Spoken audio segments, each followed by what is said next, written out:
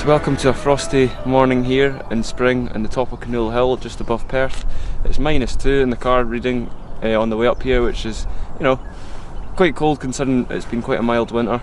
We'll go capture the moonset, which is just going to happen over Perth just now, and I'll show you little tips and tricks of how to capture a moonset through a time lapse, because I've done a few moon time lapses that have failed dramatically, so I'll show you what not to do and what to do, because funnily enough it's actually harder than you think.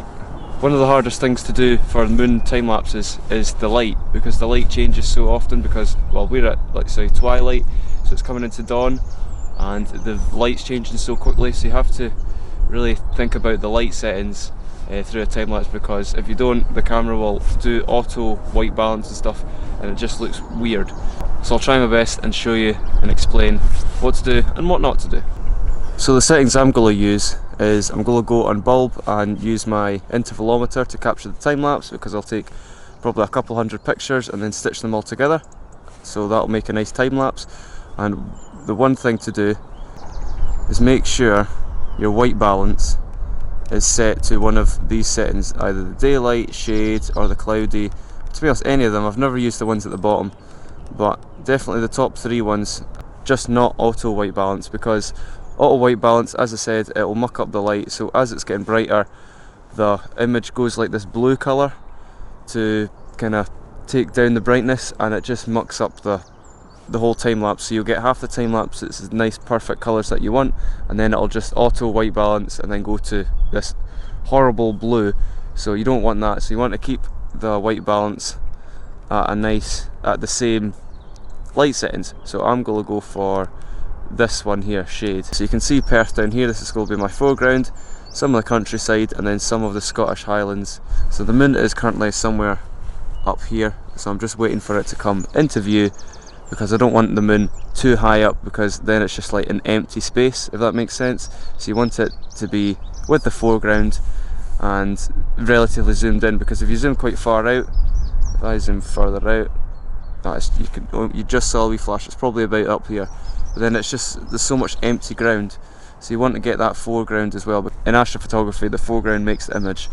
So I'm just waiting for that moon just to dip down a wee bit more, and it's currently a perfect, it's almost a perfect full moon now. It must be about 98%, and it's a lovely yellow colour.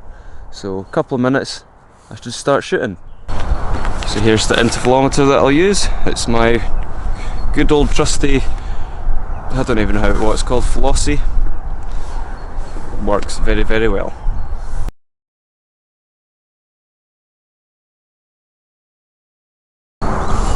So what I'm going to set my intervalometer to is I'm going to put the delay to, I don't know, about 2 seconds. That gives enough time for me to escape the camera before it shakes and starts taking pictures. Long, I'll just keep that to 0 seconds because it's not dark, I don't want an exposure.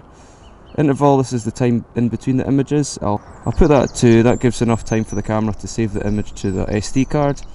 And then number, I'll just put 399. You can do infinity, but I just keep it to 399 because, well, I've no idea. And keep the sound off because the sound's really, really annoying.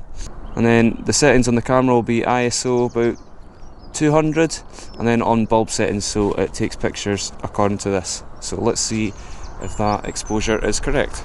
And a really good way to keep the intervalometer near the camera when it's on a long tripod like this without using Velcro. I know some photographers use Velcro, which works absolutely perfectly, but I've just found a bit of elastic band. You just wrap it around the leg and you pop it in. Quite easy, eh? So I just put an elastic band around each leg, and it's got 2 purposes for me. One, it helps with the intervalometers, and 2, it helps with the VR 360 images, because you can see the points of you can see the tripod leg, so it stitches well together. So it's kind of got a dual purpose for me. The moon's starting to get into a good location now in the sky, so I'm going to start taking the time lapse, and hopefully it turns out good. So that's everything set up. The intervalometer's controlling the camera, and it's shooting away.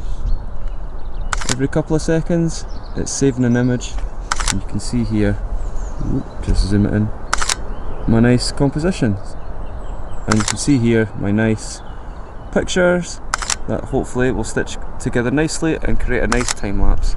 So I'm currently at just under, I don't know if I'm in focus, but just under 180mm, so probably about 175 on the Sony A7S and the Sigma 150 to 600. So we can start to see that belt of Venus now. Look at that, that belt of Venus is a beautiful colour. Ho ho ho ho. It's a lovely spring morning here over Perth. The good point about taking time lapses like this is you get to just sit and watch. There's nothing to do now other than just avoid kicking the camera legs, which I almost just did because my foot is like a centimetre away from it, and then you just enjoy the moonrise, which is quite good. So yeah, the best tips for moonrise photography for time lapses is obviously do time lapses because they look so much better and you get images throughout it. Make sure your white balance is set on one of the white balances, not auto, because obviously the light will just change. If you're doing time lapses, keep your shutter speeds to really slow because the moon's obviously a moving thing, so you don't want to get any blurs on the moon. Keep a good foreground because foregrounds make moonrises. There's no point taking a picture of the moon in the middle of the sky. It looks nice for a moon shot, but not for sort of moonrise, moon sets. You need something in the foreground. Obviously set your light settings like ISO quite low. Your F number can go a wee bit higher. I think the lowest my Sigma goes is 6.3, so that's perfect, so everything's pretty sharp. And yeah, get just a sturdy tripod. You need a sturdy tripod for the big lenses like this. So if I get a moonset time lapse that I'm hoping I will, I'll pop it up now. I'll probably take some pictures from the moonset as well, make them a nice portrait image because they look quite nice for moonsets. So I'll play about with it and I'll put all the results up at the end of the video. And that's pretty much the end of the video now. So thank you very much for watching. Hopefully you enjoyed something, or it's just a wee bit of fun. It's just because it was crystal clear skies and why not make some sort of video. And we had a nice full moon. So thank you very much for watching. Cheers.